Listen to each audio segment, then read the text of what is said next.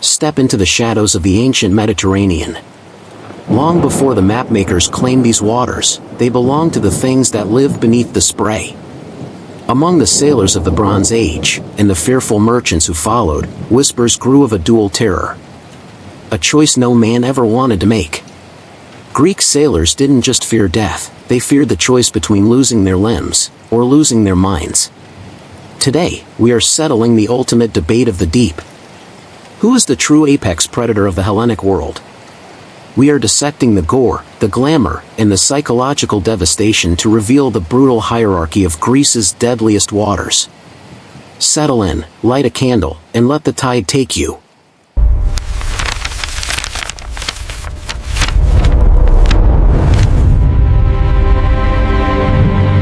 To understand the hierarchy, we must first look at the biology of the carnage.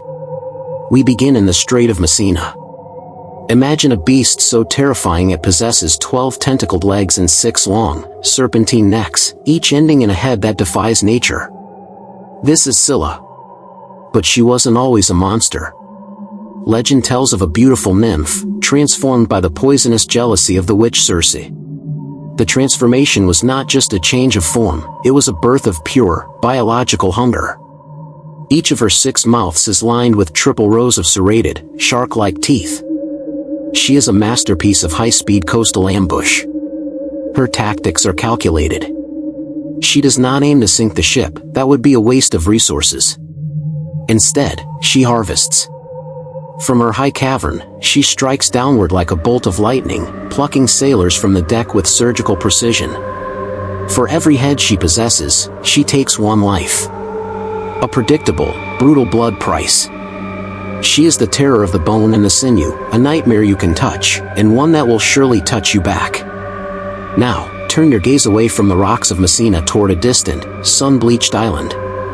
Here, the air smells of honey and salt, and the grass is a vibrant, flowered meadow. But look closer at the soil. It is white, not with stone, but with the weathered ribs and skulls of 1,000 men. The Sirens represent the pinnacle of psychological devastation. Originally depicted as bird women, creatures of the air and the meadow, they evolved in the sailor's mind into masters of sensory entrapment. They do not possess triple-rowed teeth. They do not need them. Their weapon is auditory perfection. Their song is not merely beautiful, it is an omniscient lure. It promises the listener the secrets of the universe, the warmth of a lost home, or the glory of a forgotten battle. It weaponizes a sailor's own heart against him. They do not hunt. They simply wait. While Scylla is a battle of survival, the Sirens are a surrender. Their victims don't fight, they simply forget to eat, forget to sleep, and forget to exist until they are nothing but dust in the wind. Let us analyze the tactical execution of these two predators. Scylla's power is tied to geography. She inhabits a bottleneck. To avoid the total destruction of the ship by the whirlpool Charybdis, a captain must enter Scylla's reach. It is a tactical no-win scenario. However, there is a survival rate. If you are fast, if you are brave, and if you are willing to sacrifice 6 of your brothers, the ship sails on.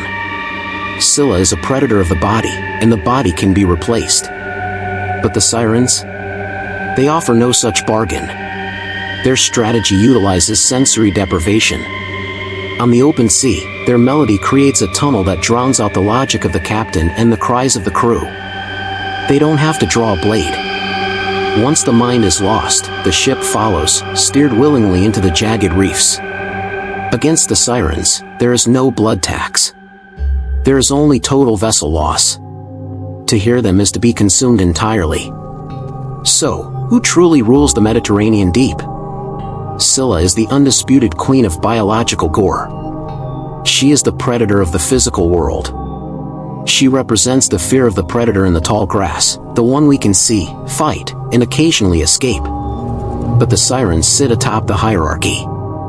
They are the predators of the soul. In the brutal world of ancient Greece, the beast that could make a hero want to die was always more feared than the beast that simply tried to kill him. Scylla takes your life, but the Sirens take your legacy, your memory, and your very will to survive. In the hierarchy of maritime terror, the mind is a far more fragile vessel than the ship. and the Sirens are the ones who know exactly how to break it. This has been a special long-form edition of Sleepy Chronicle. Join us next time as we unearth the history they tried to bury. If you felt the pull of the tide today, subscribe to the Oracle Scroll. Keep your candles lit and your ears covered. The shadows of the deep are longer than you think. Good night.